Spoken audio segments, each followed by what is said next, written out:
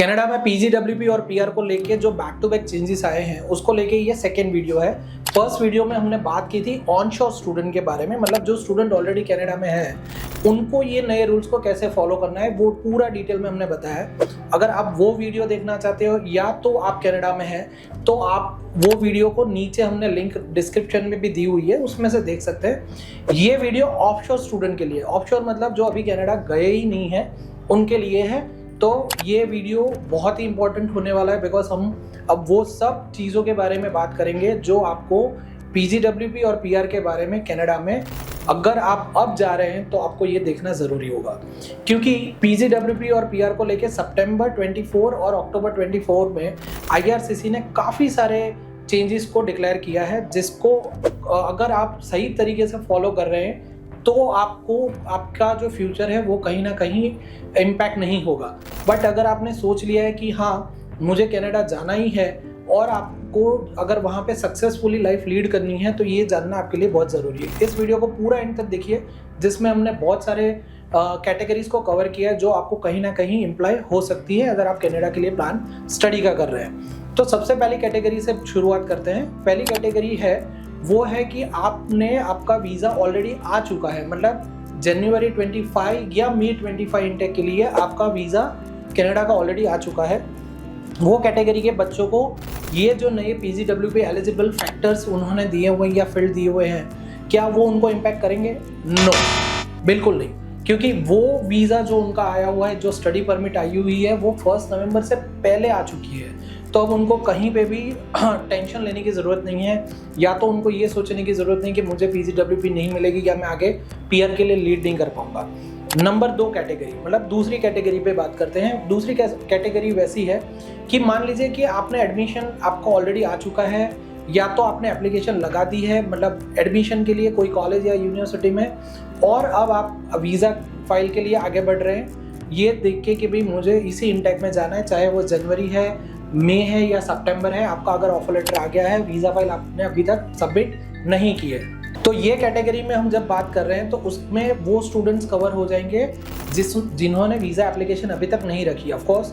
तो उस स्टूडेंट्स को भी ये देखना है कि अगर वो 1 नवंबर 2024 से पहले अगर स्टडी परमिट की एप्लीकेशन लगा देते हैं तो भी वो ओल्ड सिस्टम का बेनिफिट ले सकते हैं। मतलब कोई भी प्रोग्राम आपने जो लिया हो, जो पहले से आपने देखा है कि वो पीजीडब्ल्यूपी एलिजिबिलिटी में आ रहा था, तो नए रूल के हिसाब से आ रहा है कि नहीं आ रहा है तो वो देखने की ज़रूरत नहीं पड़ेगी अगर आप 1 नवंबर 2024 से पहले एप्लीकेशन लगा देते हैं। तो ये हो गई दूसरी कैटेगरी।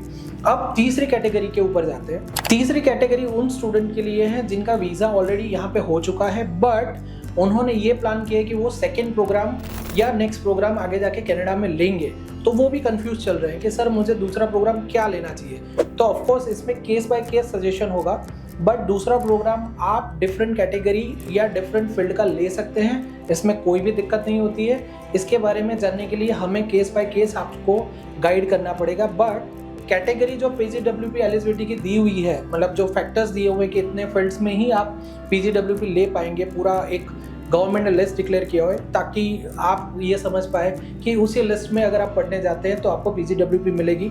अगर आपको वो लिस्ट के बारे में नहीं पता है तो हमने उसकी लिंक भी इसी डिस्क्रिप्शन में डाली हुई है। तो वो अगर सेकेंड प्रोग्राम के लिए आप ज़्यादा वरीड है तो आप हमें कांटेक्ट कर सकते हैं, बिकॉज उसमें हम केस बाय केस आपको सजेस्ट कर सकते हैं। चौथी कैटेगरी ऐसी है कि वीज़ा एप्लीकेशन अंडर प्रोसेस है। तो वैसे स्टूडेंट भी हमें कई बार क्वेश्चन पूछ रहे हैं कि सर मेरा वीज़ा फाइल तो अभी भी अंदर है, क्या मुझे ये पर्टिकुलर प्रोग्राम में पीजीडब्ल्यूपी मिलेगी नहीं मिलेगी? तो उनको भी चिंता करने की ज़रूरत नहीं है, क्योंकि वीज़ा फाइल जिसकी अंडर प्रोसेस है उन्होंने भी 1 नवंबर से पहले ही एप्लीकेशन लगा दिया है, तो उनको भी ये बेनिफिट मिलेगा कि ओल्ड सिस्टम के हिसाब से जो एलिजिबल प्रोग्राम पुराने सिस्टम में थे वो सब के सब आपको पीजीडब्ल्यूपी एलिजिबिलिटी दे देंगे। और 5th कैटेगरी की बात करते हैं, जिन्होंने अभी प्लान मतलब किया है कनाडा जाने के लिए, बट उनको पता ही नहीं है कि कौन सा प्रोग्राम वो अप्लाई करे, कौन सी कॉलेज में अप्लाई करे जिससे पीजीडब्ल्यूपी की एलिजिबिलिटी भी मिले और आगे जाके पीआर भी मिले। तो उन स्टूडेंट को स्टेम कैटेगरीज जो उन्होंने डिक्लेयर की है उसी में से प्रोग्राम लेना चाहिए। उसमें ऑफकोर्स बिजनेस फील्ड के भी कुछ प्रोग्राम है, बट काफ़ी स्टूडेंट को वो कैटेगरीज पता नहीं है। एज वेल एज अगर बैचलर डिग्री या मास्टर डिग्री मेजर प्रोग्राम जो भी आप ले रहे हो उन सब में उन्होंने पीजीडब्ल्यूपी एलिजिबिलिटी दी हुई है।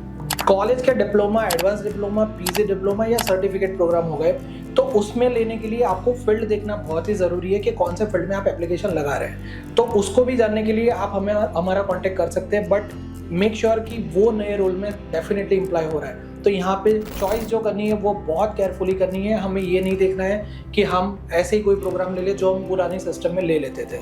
होप ये वीडियो से आपको ये डिटेल क्लियर हो गई कि अगर आप ऑफशोर स्टूडेंट हैं, मतलब जो प्लान कर रहे हैं, अभी आपने ट्रैवल नहीं किया है, तो इस वीडियो में आपको PGWP का जो आइडिया है वो कम्प्लीटली क्लियर हो गया है।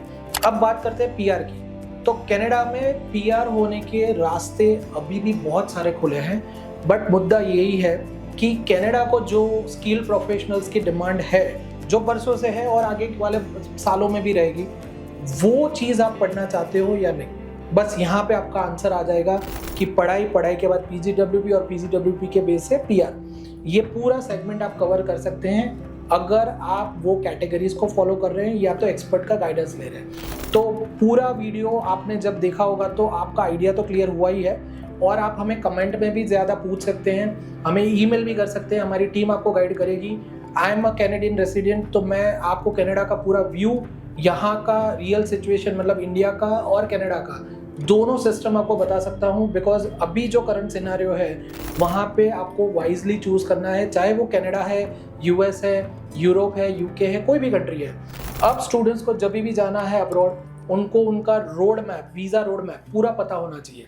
Thanks for watching our video in detail till the end, and hope you will subscribe this channel for the further update. Thank you.